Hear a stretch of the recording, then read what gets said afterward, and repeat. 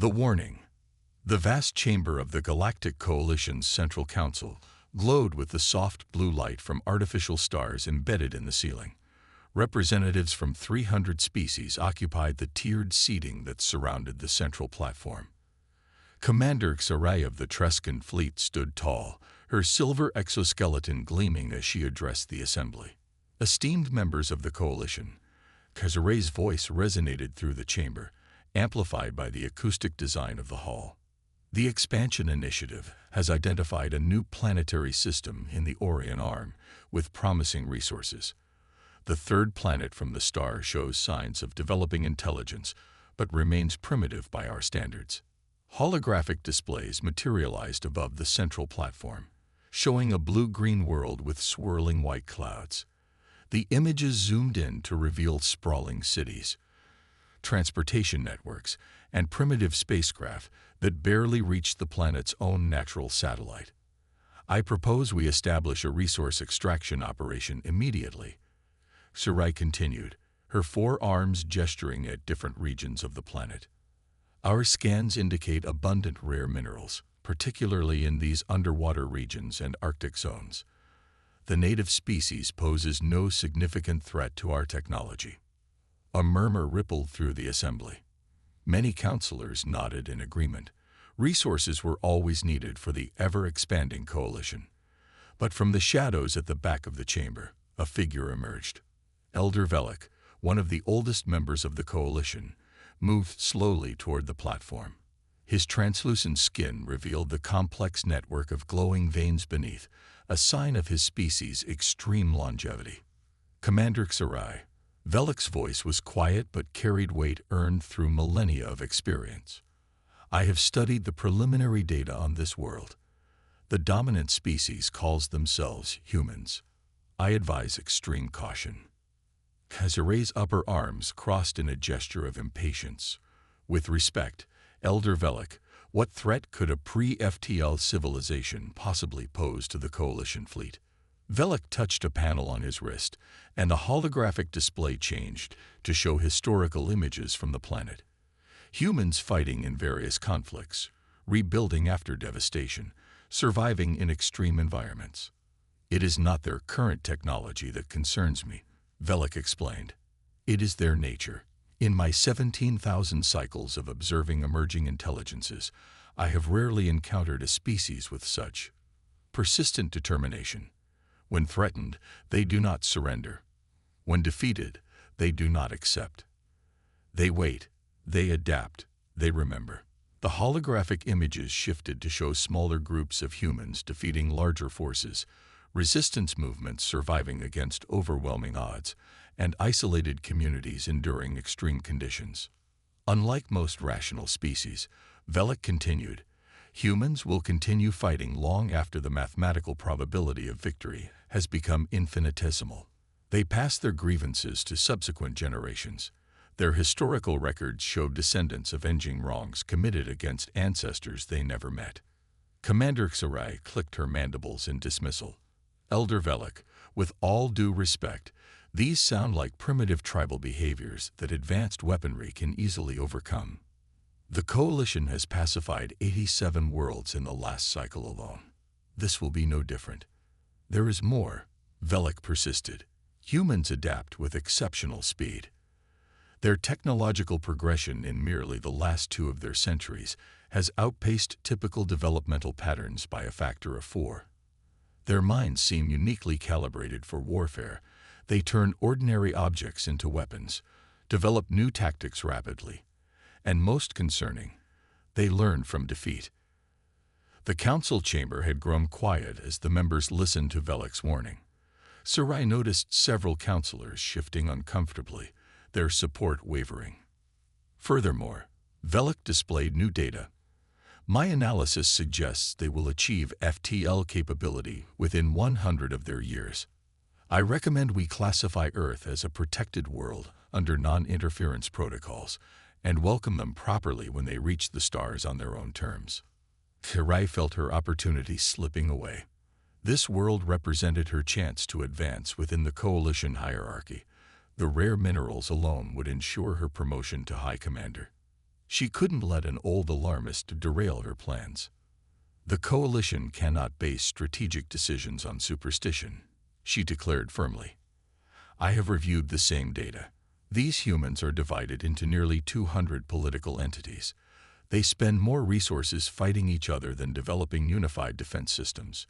They have never faced a coordinated external threat. She strode confidently around the platform, her exoskeleton clicking against the polished floor. My proposal stands. A standard resource extraction operation with minimal contact. Their limited defense capabilities will be neutralized, and any resistance will quickly collapse once they understand the futility of opposition. The Council voted. By a narrow margin. Shiray's expedition was approved, though with a cautionary addendum requiring continuous assessment of the human response. As the session ended, Velik approached HFY privately. Commander, I implore you to reconsider. There is a saying among the oldest members of the coalition. Do not attack the humans. They will hunt you forever. Shiray's upper arms flicked in dismissal. Folklore doesn't concern me, Elder. Results do. 6 cycles later, Shiray stood on the command deck of the coalition flagship Inevitable Dominance as her fleet of 30 vessels emerged from hyperspace in perfect formation. Their obsidian hulls absorbed Earth's sunlight rather than reflecting it, making them appear as massive voids against the backdrop of stars. Standard positioning protocol, she ordered. Allow their detection systems 18 minutes to register our presence. Let them experience the appropriate awe before we initiate communication. Zenva, her second-in-command, monitored the planet's responses through the ship's sensors. Commander, they've detected us. Their primitive communication networks are experiencing unprecedented activity.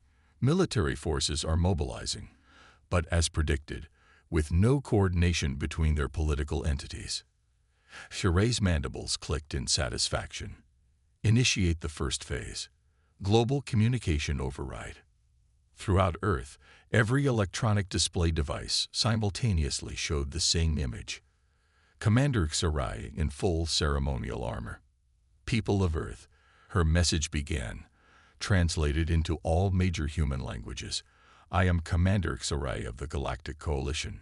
Your planet has been selected for resource integration. Resistance is unnecessary and will be met with appropriate corrective measures. Compliance will be rewarded with technological benefits.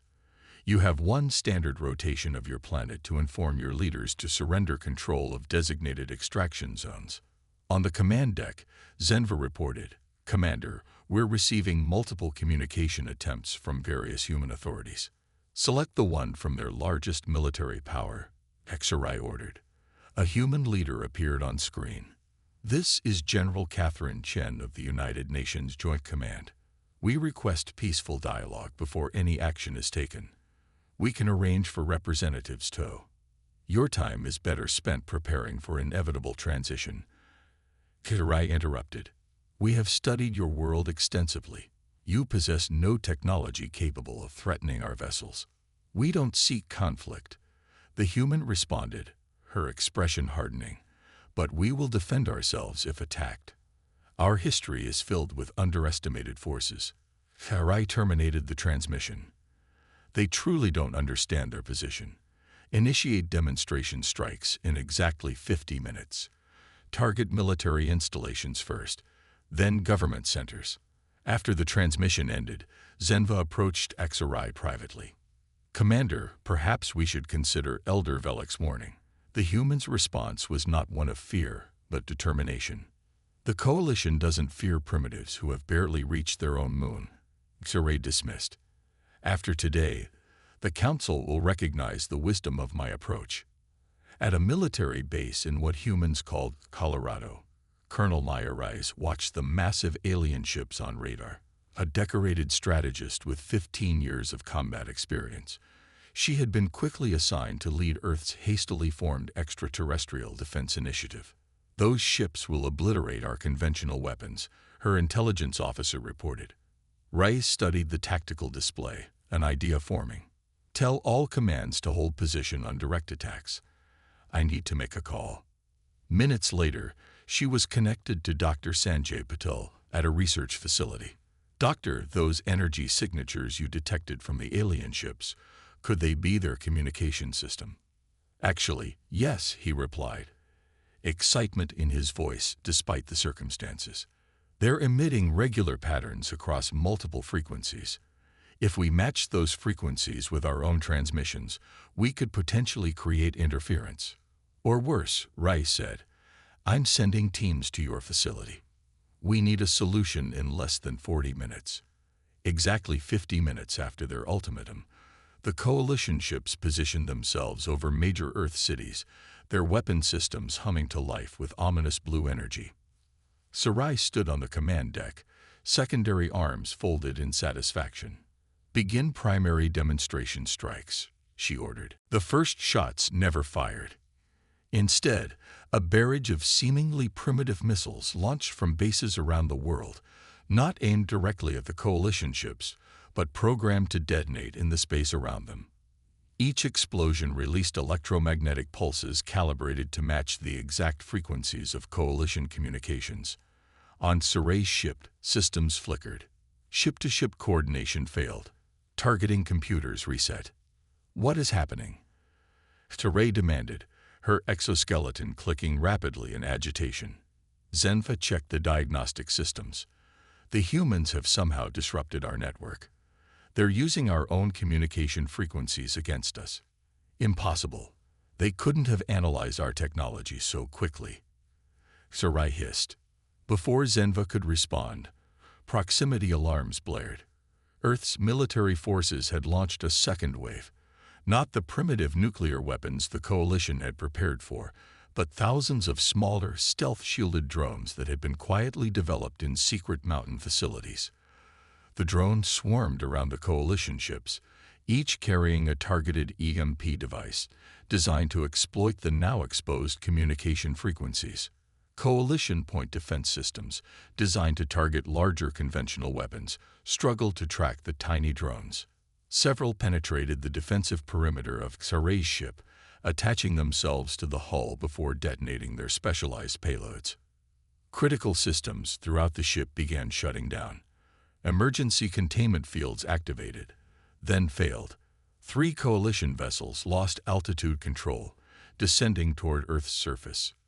Retreat, Sarai ordered, her confidence shattered. All ships, emergency hyperspace protocols. But only 17 of the 30 vessels managed to activate their drives.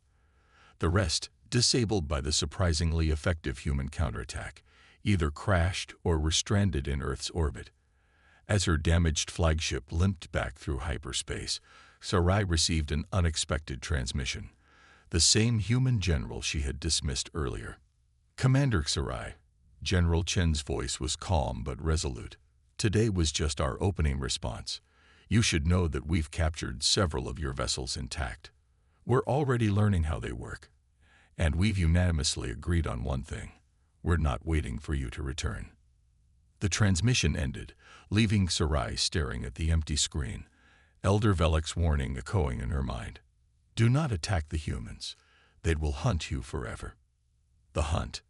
6 months after the failed invasion of Earth, Commander Sarai stood before the Galactic Coalition Council once again, this time as a defendant rather than a conqueror. The grand chamber that had once amplified her confident proposals now seemed to magnify her disgrace. 17 vessels lost. High Counselor Dravak's voice resonated through the hall. Over 12,000 coalition personnel dead or captured. Proprietary technology in the hands of a species that was pre-FTL only months ago. In the 300,000 cycles of the coalition's existence, we have never suffered such a catastrophic failure. Saray's exoskeleton had lost its luster, now bearing the scars of the hasty retreat from Earth. The humans employed unconventional tactics that could not have been anticipated, she argued, though her voice lacked its former conviction. Elder Velik stepped forward. I believe I did anticipate this outcome, Commander. His ancient eyes regarded her not with triumph but with profound sadness. And now we face the consequences of your hubris. A junior communications officer rushed into the chamber, protocol forgotten in his urgency. High Counselor, we've detected multiple unidentified vessels entering Coalition space. They're using our own hyperspace signatures. The enormous display at the center of the chamber activated, showing a fleet of ships approaching the Coalition's outer defense perimeter. The designs were clearly modified from captured Coalition technology, but bore distinctive human adaptations, more angular, armored, and bristling with weapons that hadn't been part of the original configurations. Impossible, Sarai whispered. They couldn't have reverse-engineered our technology so quickly. As I warned, Velik said grimly, they adapt with exceptional speed. The lead human vessel transmitted on all Coalition frequencies simultaneously, overriding the Council Chamber's security protocols. A human appeared on screen. General Catherine Chen, now wearing a uniform that incorporated elements of Coalition design. Galactic Coalition, she began, her voice translated perfectly into the standard Coalition language. This is Admiral Chen of the Earth Defense Force. We warned Commander Sarai that we would defend ourselves. What we didn't mention is that humanity doesn't believe in fighting defensive wars. We bring the fight to those who attack us. Murmurs of alarm spread through the council chamber. High Counselor Dravak stepped forward. Human representative, you have entered sovereign Coalition space without permission. Your actions constitute an act of war. With respect, Counselor, Chen replied, the war began when your fleet entered our solar system. We're simply responding in kind. Elder Velik moved to the communication panel. Admiral Chen, I am Elder Velik. I counseled against the invasion of your world. Perhaps we can discuss terms for peaceful resolution. Chen's expression softened slightly. Elder Velik, our intelligence has identified you as one who spoke in our defense. We're open to discussions, but we have non-negotiable conditions. First, those responsible for the attack on Earth must be held accountable. Second, Earth must be granted full membership in your coalition with all associated protections. Third, we require access to Coalition technology databases as reparation for the attempted invasion. High Counselor Dravak bristled. These demands are unprecedented. No species has ever been granted immediate full membership, much less access to our protected knowledge. No species has ever captured 17 of your warships either, Chen countered. Consider our terms carefully. Our fleet is just the first wave. Even now, Earth is constructing more vessels. We've united our planet in ways we never managed before your arrival. Your attack didn't weaken us. It forged us. The transmission ended, leaving the Council in stunned silence. Security alerts continued to sound as the human fleet took up position just outside Coalition defense grids, close enough to threaten but not so close as to provoke immediate conflict. Sarai, seeing her opportunity to salvage something from the disaster, stepped forward. I volunteer to lead a counteroffensive. Now that we understand their tactics, we can. You have done enough, Commander, Dravak interrupted. The Coalition is not prepared for full-scale war with a species that has demonstrated such remarkable adaptability. Over the next several weeks, the situation escalated. Human ships began appearing throughout Coalition space, not attacking civilian targets but systematically neutralizing military installations. They employed hit-and-run tactics, striking quickly before disappearing into hyperspace using modified versions of Coalition technology. Coalition intelligence reported that humans had established outposts in unclaimed systems, creating forward operating bases from which they launched their raids. More alarmingly, several subjugated species within the Coalition began providing assistance to the humans, seeing an opportunity to improve their own standing. 3 months into what Coalition media now called the human incursion, Sarai was summoned to a classified facility on the Coalition homeworld. Despite her disgrace, her first-hand experience with humans made her valuable. They're not following conventional military doctrine, she explained to the assembled Coalition leadership. There's no central target they're attempting to capture, no supply lines we can disrupt. They're systematically degrading our ability to project military power while avoiding civilian casualties. A psychological strategy, observed Thilev. the Coalition's chief military strategist. They want our citizens to question whether resistance is worth the continued disruption. Precisely. Teray agreed. And it's working. 7 member worlds have already opened independent diplomatic channels with Earth. Elder Velik, who had been quietly observing, finally spoke. The humans are demonstrating exactly what I warned about. They're not seeking total victory. They're ensuring we can never threaten them again. They're hunting us, not to eliminate but to establish a new hierarchy. On Earth, the Global Defense Council convened in their underground facility. What had begun as an emergency response to alien invasion had evolved into humanity's first truly united government. Representatives from every nation monitored the Coalition conflict on enormous screens. Admiral Chen addressed the assembly. Phase 1 of Operation Huntsman is complete. We've demonstrated our reach and capability to the Coalition. Their military response has been fragmented and ineffective. And civilian casualties? Asked the representative from Nigeria. 0 confirmed, Chen reported. We've maintained the policy of targeting only military assets and avoiding population centers. This has had the intended effect, growing internal pressure on Coalition leadership to negotiate. And the captured alien technologies, inquired the Chinese delegate. Dr. Sanjay Patel, now heading Earth's Xenotechnology Division, stepped forward. Integration continues ahead of schedule. We've fully adapted their FTL drives to our purposes. The communication systems have been completely reverse-engineered. Most importantly, what about the diplomatic front? Asked the Secretary General. 7 Coalition worlds have opened direct channels with us, responded the diplomatic chief. 3 have offered military support in exchange for protection from Coalition reprisals. Most significantly, Elder Velik has requested a private audience with Admiral Chen. In neutral space, aboard a specially designed diplomatic vessel, Admiral Chen met with Elder Velik. The ancient being's translucent skin seemed to have dimmed since their first communication, the stress of the conflict visible in his physical form.